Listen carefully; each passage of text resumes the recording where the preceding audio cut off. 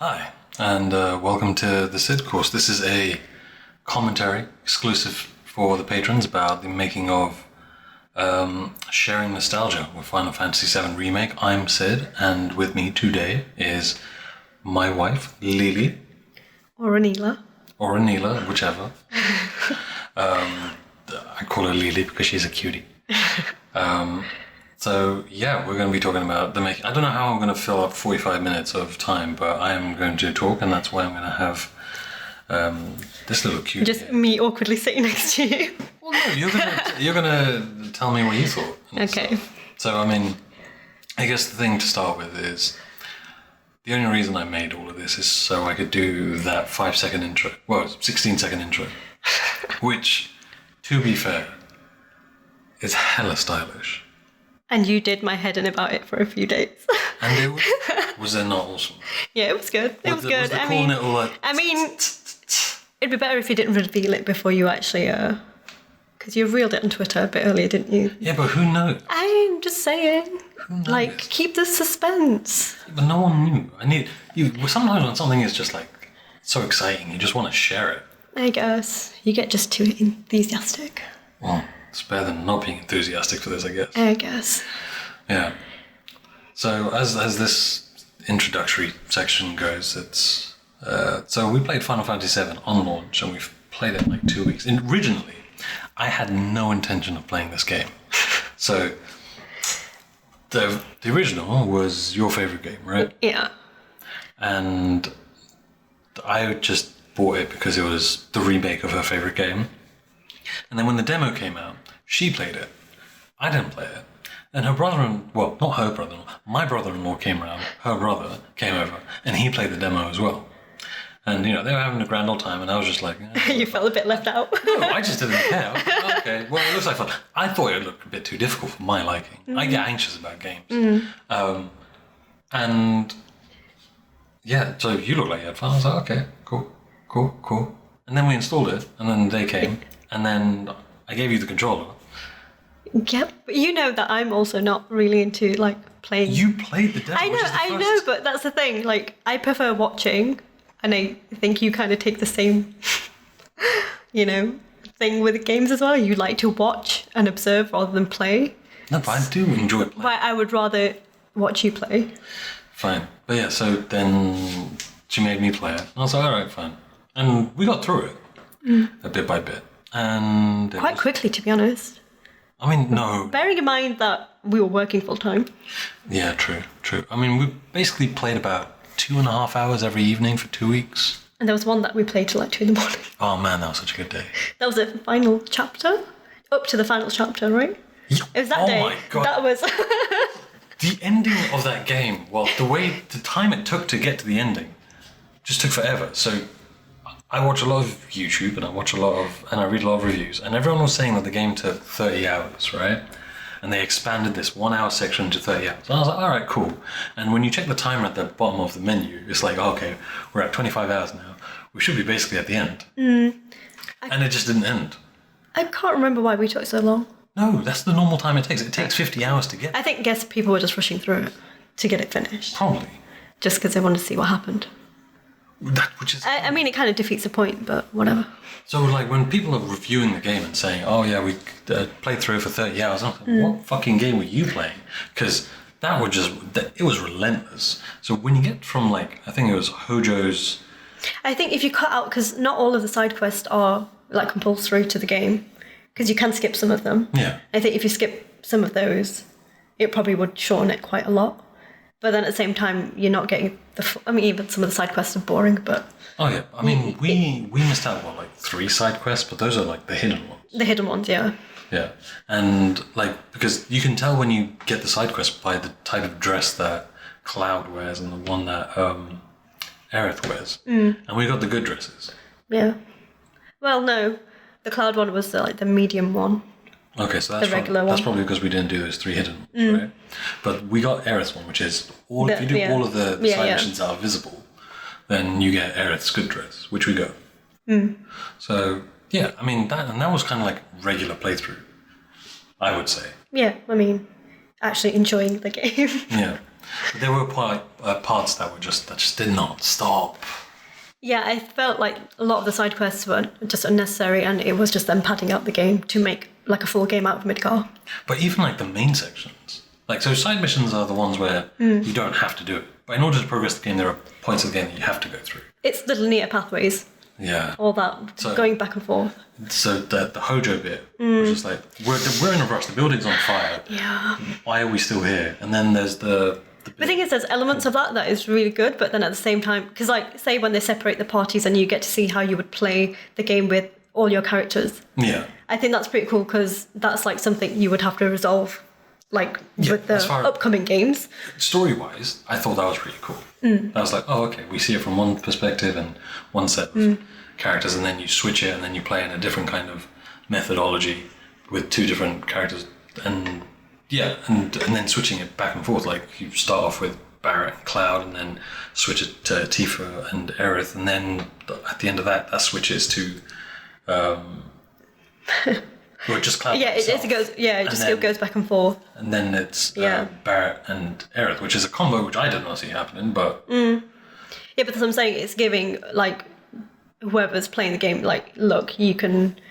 This is the possibilities of what we can do, like later down the line with a series, which I think is interesting, because if you do have all the characters from the original game, Kate, Sith, obviously it'll probably just be the cat this time round, not the robot thing.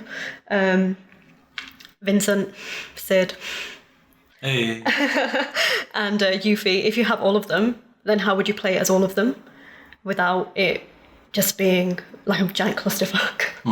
So I think they resolve that quite well to use the entire party like an interesting way. Yeah, I mean, I was surprised that they didn't allow you to play all four characters at once. I mean, I think that would be really difficult as a, like, you know... As management? Yeah, I don't know. I just imagine if you had all the characters, not just the four that you've got. So 3 is like what the original does, right? So you have Cloud and you pick your two others. I mean, that was the problem with the original game. So, like, you pick your team and you kind of just stick with it. Like, every time I try and, like, mix it up, like, your characters don't level up at the same rate, so it's just kind of like, it's a waste. Like, you have all this team, but you can't use them. Also, side note, while this is still on the screen, the sections with all the animations and stuff, that's all done by me. That was hours of rendering and animation stuff. And in particular, I don't feel like anyone noticed, but all the little particles and stuff make up Tifa here. Like, I had to model Tifa in Blender and then create volume points for all of this, and then like do this animation with the brain and stuff. So I made all this stuff and no one notices it. So it's like, I know, and I think it actually makes your videos stand out from other people's videos. As you know, I'm not really a fan with video essays, but the few that I've watched, I feel like they don't have the level of detail and quality in the actual video content and the visuals, which to me is like the main part of video essays. Like, I don't... This took forever to render. Yeah. I mean, I think you really do go above and beyond, even if that means you go to bed at like 3 a.m. I mean, I felt like it was neat because I don't know how else you're going to portray, explain the science of like the brain and stuff without visually representing neurons. Shutterstock. Yeah, but like, I know. I'm kidding. I'm kidding. Yeah. So you either buy the stock footage. I mean, you're good at it, so you might as well use it, right? Yeah, but I feel like it goes mostly unnoticed.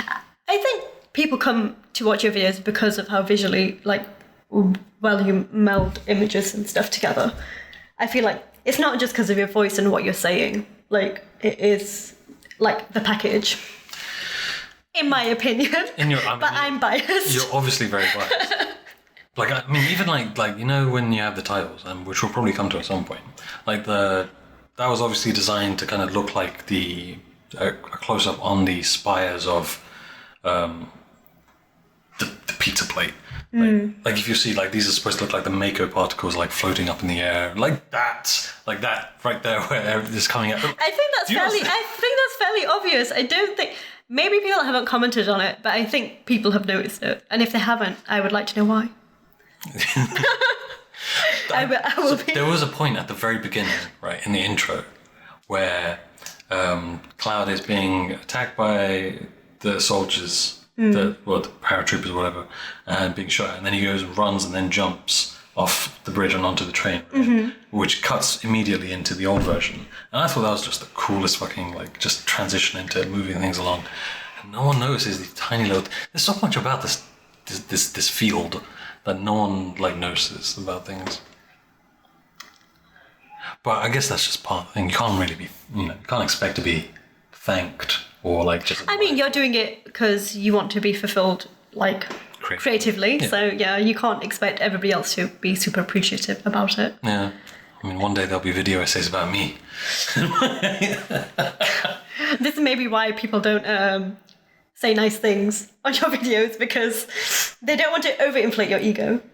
I don't know. Positive reinforcement is pretty good, don't you think? Yes, but also... You would get more videos. I mean, it's been like, what, 30 months since... Yeah, how does it feel to actually make something after so long? Oh my god. Do you feel like you're happy with it, or do you feel like you've not done enough? I think you've done enough. I mean, it's a 45-minute video, which is very long. It's the longest one I've made so far. I mean, it's long because there's lots of interviews in it. Yeah. And you know how I felt when I watched it the first time around. I mean, you didn't like it. I mean, I personally think it's probably because I don't, like, obviously, like I said, I'm not really know anything about video essays and things like that. So I don't know these people. And for me to listen to that many, like, interviews all in one go, it's a bit heavy, and personally, like, it tails off for me. I'm saying, as someone who's come to your videos before, they'll probably be, like, cool with it because they're like, yes, more content. But if it's someone new coming to your videos, they might just be like, oh, this is just a bit long. And like, so, like, a few of these people obviously have mentioned some really interesting points, and it does add an element. I just think there should have been shorter snippets, because I just feel like there's too much of it. To a certain extent, I agree. My personal feeling is that I feel like I needed to have more perspectives on stuff than just my own, because a lot of the stuff is very just my perspective. Yeah, but then how I look at things. Video essays should be personal to an extent, and a lot of the video essays that are... I mean, pretty much, I would say that this entire video essay is very personal. It's but that's what I'm saying. But in terms of, like, in terms of, like, all your other videos, like the Hellblade one, which we do not mention, incredibly personal, and I think that's why it resonates with people, because it is an experience that you could only talk about. Yeah. I mean, obviously other people with similar conditions can talk about it too, but you've got your very own unique perspective of how you see it. Yeah. And I think that's another reason why people come to you.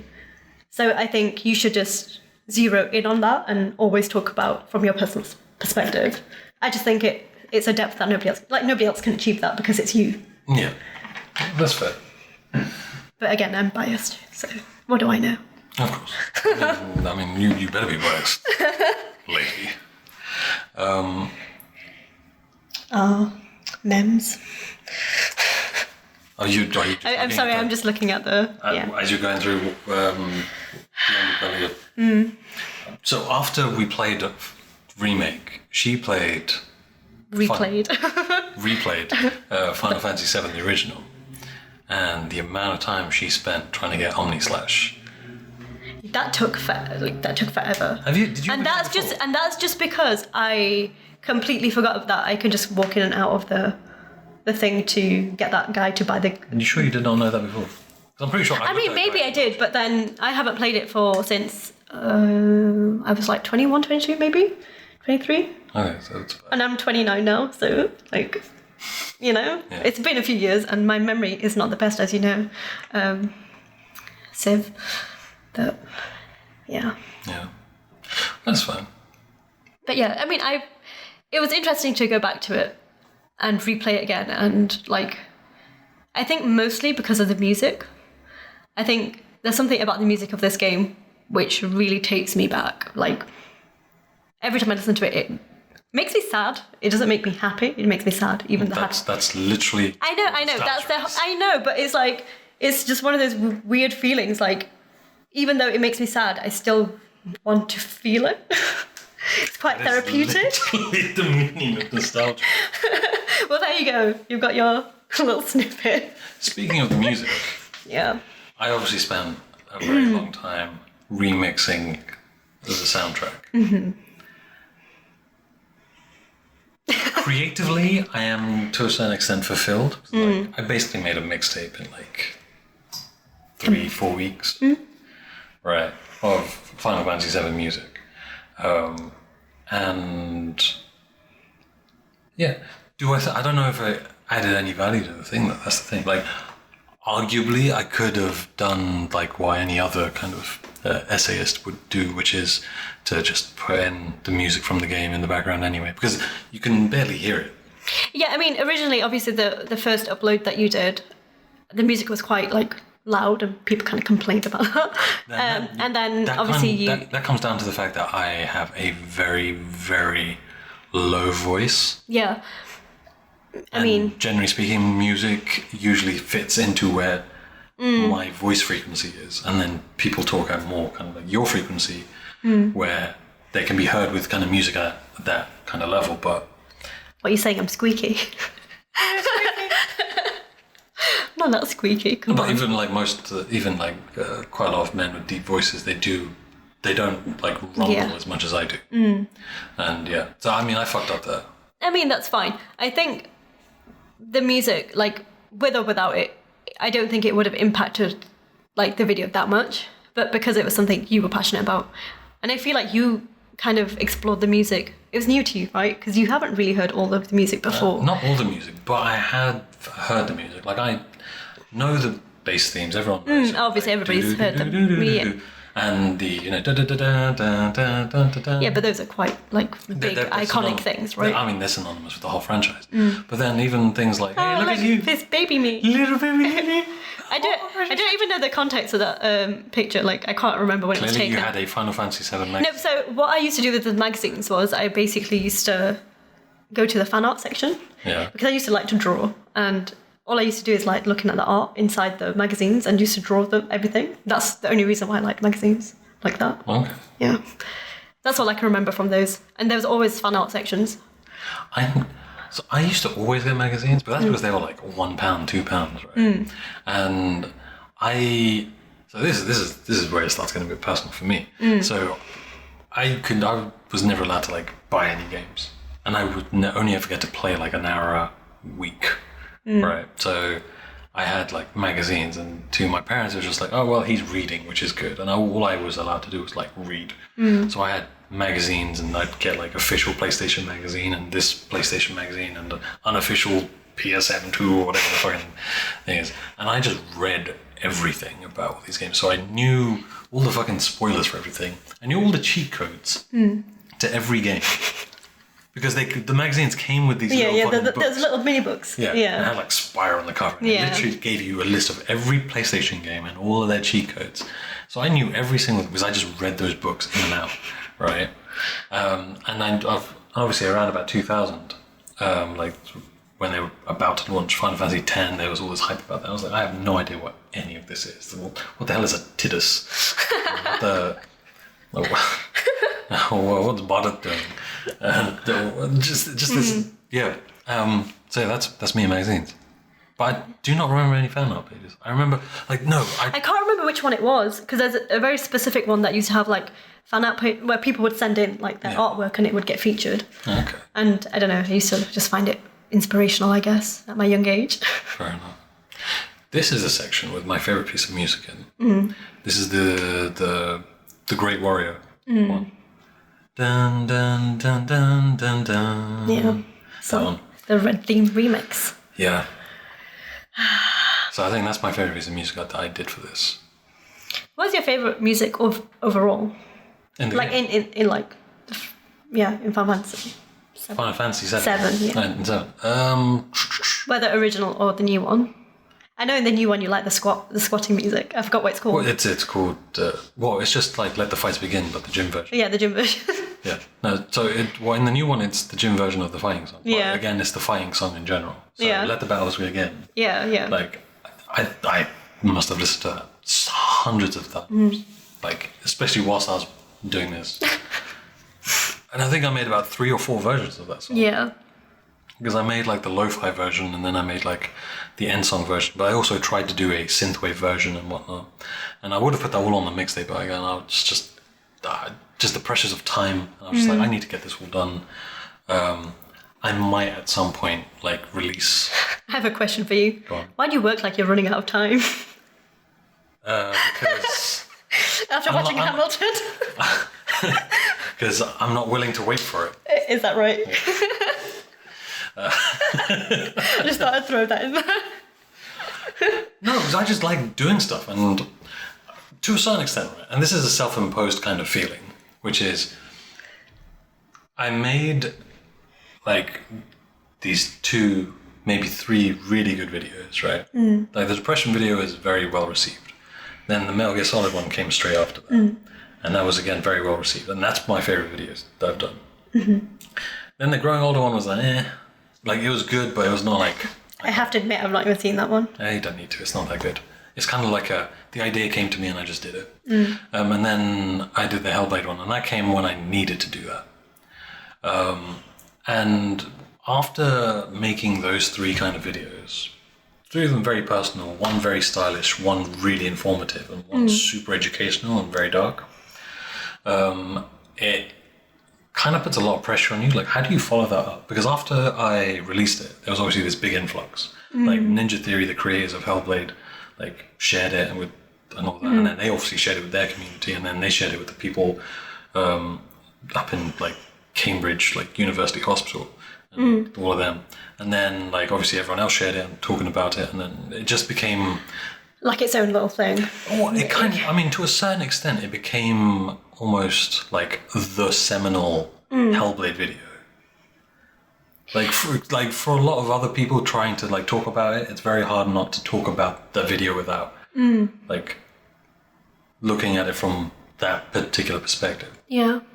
Which, fair enough. And then like when someone like Shami, who has like hundreds of thousands of subscribers and good friend, but then like gives you a shout out to his 250,000 subs at the time, telling essentially to the world that this is the best video game video that ever graced YouTube. Then you get thousands and thousands of people who come to expect more from you. How do you follow that up, and what do you follow it up with? Is that why you really stopped? Because you felt too much pressure? No, I didn't. That's not why I stopped. Yeah. Because from that day onwards, right, after, like, obviously after the release of that video, I started, like, working on ideas and stuff. And I had loads. I worked on this one video for about 6 months, just the script. And I finished the script. And then I tried to play the game. Oh, look, it's me. Then I tried to play the game. I just did not want to play the game. I hated the game. The game was shit. Well, it's not even a bad game. It's just not a game for me. Yeah. Right? I get it. And I literally bought the game for someone else. And I said, play the game, record it. I will send you a hard drive all the way to fucking Germany. Right? Put it on the hard drive, mail the hard drive to me with the footage on. That's all I need. Right? They didn't get around to doing it, which is fine. I don't really care. And to be honest, I started playing around with it. So I like downloaded the cutscenes from YouTube just to see if I could kind of like work with something. And I started making the title sequences, which is kind of like where I start with videos. Because if I make the chapter intros, then it kind of gets there. Yeah. So I did all that. I just did not care about it. I just didn't. I was forcing it too much. Yeah, I think it's good to take a break anyway. Especially Also, when... It was just a game I just did not want to play. Yeah. I mean, I think that's a discussion we've had anyway, is that I feel that you come up with these cool concepts and you build it around a video game that you've not even played yet. And sometimes that's going to work for you, but I think sometimes it's not. And I think going back to like the Metal Gear video, I think that's something you are clearly already passionate about in terms of like the art and stuff. And it might not be like a super serious topic or like, you know, something personal to that extent, but it's fun and people clearly love seeing something like that. And it's also very creative and it really suits your like, you know, creative video style. Yeah. And I feel like you should go back to doing more things like that rather than trying to recreate super personal stories. I mean, that wasn't, in terms of that particular video wasn't even super personal. I was just talking about like just this game and the art style of that game. So essentially, I was more trying to be more like the Metal Gear video. okay. And it just didn't work. I just didn't like the game. Like the art style in that game is amazing. And actually, the thing that really fucked me up about that, the one that kind of tipped me over the edge and said, I just not interested. So as I was writing the script, I was thinking, what would be really cool if I interviewed the actual art director of that. Oh yeah, I remember you telling me about this. So I emailed the company, and I did a follow-up email, and no response, right? Yeah. And that was just like, okay, fine, whatever. They're an indie studio, but they're too big for someone as small as me to do that. Which, fine, I get it. If it doesn't serve them in the... Yeah, I mean, working in PR, I know that's a thing. Like, people ain't gonna spend their time. I know, but it was disheartening for me because I, was like, okay, well, this is an indie studio, I'm an indie creator, and I'm not trying to sell the game. I'm not trying to do anything. I just want to talk about it and have like an expert opinion. And that particular person would have been like perfect for it. And then I think it was about a year later, another YouTuber / journalist, right, very, very successful, did a whole documentary series especially talking about the art of that game. And I was just like, well, fuck you. Yeah, I mean, it sucks to say, but stuff like that happens all the time. I know. And there's always going to be someone that they choose over you, I don't want to bring like race and stuff into these conversations, but at the end of the day, South Asian people aren't really mainstream in any industry, right? I mean, for the most part, no one knows what I look like. Yeah, but then there's always, people are always going to Google you. Like, when we first started dating, I Googled you and I could find you quite easily. Yeah. And I could find out what you look like and what you're about, that kind of thing. Like, it's not that difficult, especially in the day, like, with the internet, you can just Google anyone. Again, it's just really disheartening because, like, you're... So, for example, I wouldn't consider myself a big deal. I don't have, like, a massive audience, and I don't have, like, a million patrons, like, supporting. That would be nice. That would be lovely. But nonetheless, I'm very thankful. Yeah, thankful for what you got. But, like, so... When someone like DMs me and says, "Hi, I'd like to interview you for like my little thing. I have like 5 subscribers, but I want to talk to you about things." I'm like, "Yeah, sure, whatever, man. Down. Yeah. Hell yeah, I'm down with it." And I tried to make the conscious effort to support everyone as much as possible. Like my Twitter is literally just sharing other people's videos on a constant basis, and I think because I feel like it's important because we'll find in the next video that we're doing about Bloodborne, there is a specific kind of like discussion about how women in particular have this subconscious hatred and like pulling down nature of other women, and that's not untrue of like just other people in general. Like, but obviously in that particular scenario, looking at it from a feminist perspective, that is a very real kind of thing to talk about. But if you look at it from an overall like human perspective, like you do get a lot of that kind of people not being, I guess the word is just a general kindness to one another. I mean, I can bring my own experience when I used to like blog a lot, and I used to be in that fashion universe back in the day. Even though I felt like I was someone who supported others and like shared other people's work and conscious effort, I felt like it was never reciprocated. And I think the biggest mistake to make is that people are always going to reciprocate, because some people don't want to see you succeed. They might surface level want you to succeed, like they might say it out loud on the internet, but deep down inside they might not want you to succeed. And there's a lot of that happens in like in the influencer world in fashion. And I see it because obviously now I'm not in it, but I work with people like through my job. You can see it, and I think every industry is the same. Like, to think that the video game industry is any different, you'd be stupid to think that. I think. Absolutely. No. And it doesn't matter how much you support others. Like, it doesn't necessarily mean that they're going to support you back. I mean, I don't really care if they support me back or not, but I would like to think that I put the effort in order to support others. I don't expect reciprocation whatsoever. Like, for example, Raz, lovely guy. Like, the guy will always like, we have a mutual kind of like, friendship, I would say, at the very least, where we talk to one another and kind of like, and we'll share each other's stuff. And same with like Mitch and Euro Thug 4000. Sorry, Maria. And Dutchy and, Matt and so on. Like, so with the people that I had on board on this video, like the reason I definitely wanted them, because that's a mutual. It's a mutual. Yeah. I would say that the people that I had on this video, we have a mutual understanding and respect of one another, at the very least. Yeah, I have not been around for 30 months, right? But the fact that these people would still, after all this time, be like, yeah, Sid, fuck it, yeah, I'll fucking do a 5-minute segment for your video. Why the fuck not? That I thought was very kind of like... But that's good, because then at least there's a core there. Yeah. Core community that's decent. Absolutely. And if you're creating content for like these kind of people, then it's worth it. Because you enjoy doing it anyway.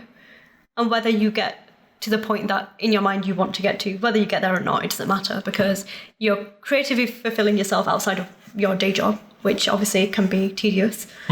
And you're doing it on subjects that you love and you kind of want to share with me.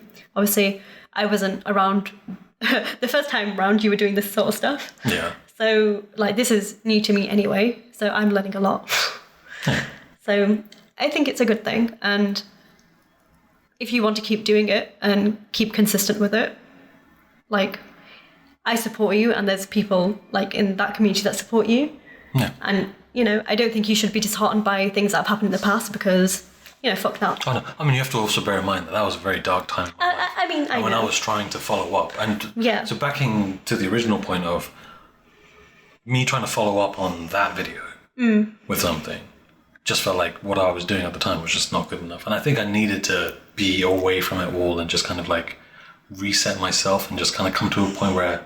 So I find when it comes to especially creative works, right? You have this... You do something really kind of cool. And then you do another thing that's even slightly better, and you do something else that's better, and you kind of gradually progress, and then you start adding a bit more personal stuff to it. And then when, I think I kind of went way too fast into going super personal, because at that point you can't go back. You can't just kind of go back to normal, right? Yeah. I would love to be... There's no reset button. Exactly. I would love to be someone that had, a whole back catalogue of different topics and different videos of all kind of ranges and styles, maybe one talking about this game, one about this genre, one about... But I feel like you're restricting yourself anyway. Why can't you talk about film? Why can't you talk about TV? These are things that... I know, I'd love to. But I'm saying, I feel like you pigeonhole yourself so much, and I get that you have this core audience that want you to talk about video games and, video game art or whatever that might be. But, these kind of, say, for Metal Gear, for example, or Death Stranding, those could be films, right? Yeah. They could be. You're just consuming it in a very different way. Yeah. Right? And I don't see why you have to stick to video games if right at this moment in time that's not what's driving your creativity. Why can't it be something different? I mean, it could be. I'm more than happy to do something on a show or a film or anything. It's just I haven't been inspired in that kind of way about it yet. For example, with Final Fantasy VII Remake, I was looking at this from the perspective of, here is this game that I know everything about, but I don't know anything about because I've never actually played it. But I feel like I've known everything about it. I have, through osmosis, just absorbed all of this information and all these characters and names and this music. One Winged Angel. Yeah. That just came to you. Who doesn't know One Winged Angel? Right? Yeah. So, things like that just absorbed all this, this information and these opinions and thoughts and feelings. And I've watched so many videos and reviews and, people's opinions and things about this game. And then, this, and I've known of the hype. I was literally watching it live back in 2005. Same. The original E3 demo, right? Which turned out to be a motherfucking lie, but it was... No, I think what happened for me I literally documented it in this video where it's they did it so that they could so what happened move with me on to is... the PS3 platform. So what happened to me is that I think I watched that video in the morning after. So George sent it to me and he was like, And I instantly knew what it was because I was thinking, why would he send me anything about video games? Like, I don't care about this anymore. No, not that one. That's the 2015 one. No. Yeah, that one. Yeah, I'm talking about the 2005 one. The PS3 one. And so when they announced the PlayStation 3, they had like the Killzone demo, which was infamous. They had, I can't even remember that far and back. we're talking about 2005. They had this original demonstration video. All right, they had the. Dun, dun, dun, dun, I thought that was just like the scene where he's just standing in front of. No, this is the one where they do the whole like pull the camera from Aerith up to mid back down, and obviously with the brand new graphics and stuff at the time. Yeah. And everyone was like, "Oh my god, is this gonna be a thing?" And then the rumors start building up and whatnot. Then 10 years later, they're like, "Hey!" I think they had to make Final Fantasy 15 before they made this game. Oh. That was always my viewpoint. Yeah. Because they had to understand how to actually make a game that's could potentially be open world. And I always thought Final Fantasy 15 looked a bit like Final Fantasy vibes, like 7 vibes. Like in my, like the way the characters look and stuff. Oh, I mean, that's because... Yeah, I mean, I know. Oh, do you want to talk about... Because since we're coming towards the end, you want to talk about the ending of the game? Or no? I mean, sure, why not? I mean, this is supposed to be more about like the making of this particular. I know, but I feel like we've just gone on a tangent anyway. It's kind of, what can you really say? It's like, yeah, I edited this video, I did these unique animations because like when everyone puts like, okay, let me add one little thing. So you know when we had the little cards of people talking and stuff, I felt like no one appreciated that. That was like. No, because you know, I feel like this is just a nobody appreciates Sid video. No, I didn't know this is what I'm being roped into. It is. No, because like if you think about it, right? So you obviously haven't watched a lot of video essays, but when you have like guest speakers, I've watched several since I've met you. I know, but nothing as like lengthy as like this one. No, there was that one that we watched. I'm not going to say who it was, but it was very long, and I was very bored. Oh no, that one doesn't count. Okay. That's not an essay. That's just. Video games. Okay. No, so in this particular case, it was most people when they have them, they kind of just like put the name in the corner and then they just start speaking. There's nothing else on screen. I felt like I needed to portray the person in this kind of like app thing that comes up and it shows you exactly how long they're going to be speaking for in a little circle that moves at a particular time and things like that, as well as their links and there's a lot of stuff. There was a lot put into this. I'm sorry, I'm just getting hair envy watching this. Okay, well. Yeah, we both need haircuts. Yeah, we really do. Fucking lockdown. Yeah. I mean, I hope. How's this going to be viewed? How do you mean? Is it like a little podcasty thing? Well, so it'll be the original video will be there on the screen. Okay. Our voices. Okay. Why? There's something that just went off in my head, but it's fine. A personal parallel, Chapter 7. No, we don't have to. Final We don't have to do this Fantasy VII again. Remake. We don't have to do this again. Let's just appreciate Zach for a second. What a guy. What a guy. What's that? I feel like no one knows that I also like to see myself as Zach. Like Cloud, because I'm not actually Zach. Yeah, you see the levels of detail I put into it. You literally did that in the video, though. That's nothing new. Yeah, no, but no one noticed. I don't know, maybe. No, bless you. I just sneezed. Bless you. Yeah. I think people notice it. I think whatever's going on in your head, like saying that people don't appreciate it, I think people do. I mean, sure they probably do. Yeah, they do. You're just just honing in on things that don't exist. What was your favourite part of the video? Mine? Yeah. Am I just going to be like super biased about it and say the ending part? Because it's super cute? Which ending part? Oh, when I'm just like, I get to share the future of Final Fantasy VII with my Of course, wife. that's my favourite part. Are you dumb? I'll tell you a little secret, ladies and gentlemen. Huh? When one day she was mad at me for working late, right? And then she was just like, "Come to bed," and stuff. I was like, "Oh, listen to this." So I gave her the headphones and made her watch it. And then like it was the ending bit. And then she was like, she wasn't mad at me after that.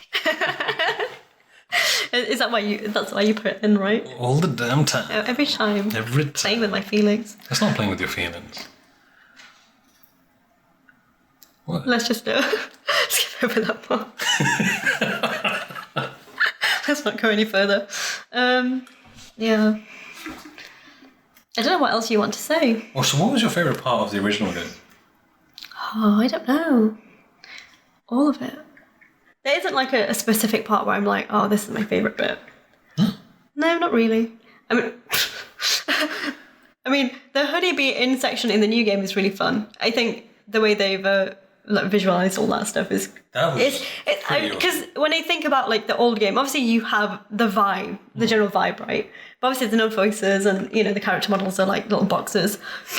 But actually, like they kept the campness and they kept the vibrance, and I think that's really cool because I wasn't expecting them to like just go all in with all the like the quirky parts of the game. Yeah, which they kept the personality, which is great. Which I think probably for me was the most like worrying part when they said they were going to remake the game. It wasn't so much like how much story changes. Like obviously towards the end, I was feeling the panic. I was thinking, oh, what the hell are they doing? Yeah. And then when you kept talking about how they fucked up Kingdom Hearts, it's not a game that I played. Obviously there's a little bit of anxiety around that. But I'm quite excited about where they're going to take it. Because the original game's the original game, right? Yeah. That's not going anywhere.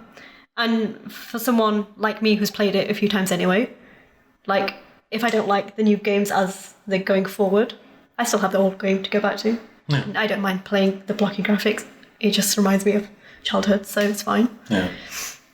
So, I mean, I obviously never grew up playing with this kind of, like, gameplay style, so I have, like, no attachment to it, per se, in that if that were the case...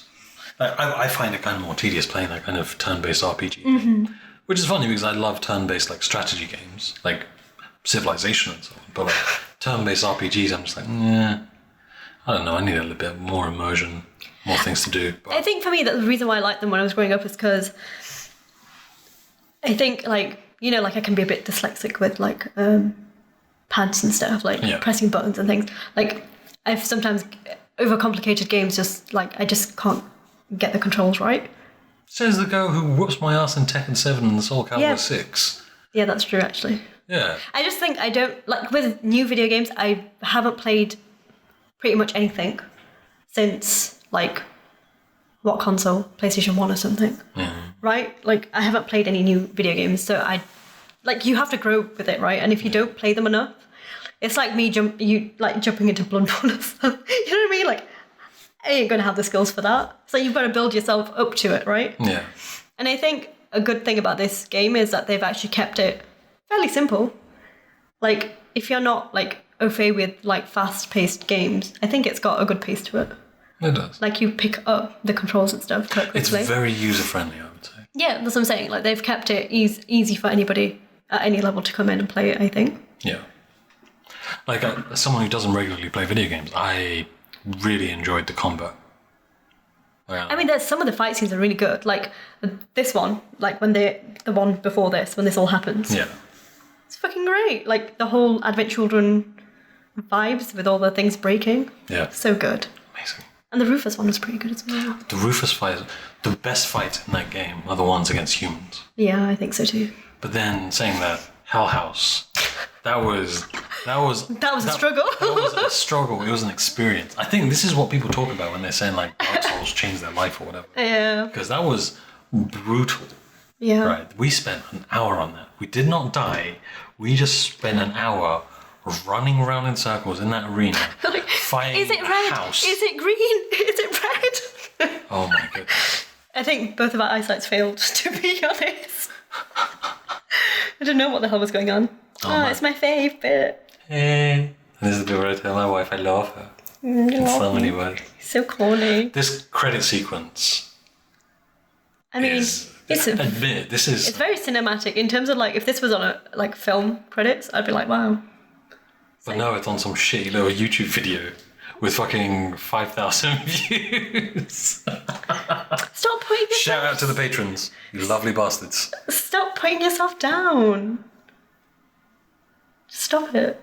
But yeah, look at this great credit sequence. And thank you for watching. Thank you for listening. Thank you for watching. Thank you for listening. I don't know. There's obviously no need for me to advertise all my stuff if you're already watching this as a patron exclusive. I hope you enjoyed this little podcast with this really, really strange audio that is constantly back and forth. And we'll probably at some point buy a second mic or something so that we can... Yeah, I'm a bit far away from the mic. I'm a bit far away as well, but you have the front of the mic. But whatever.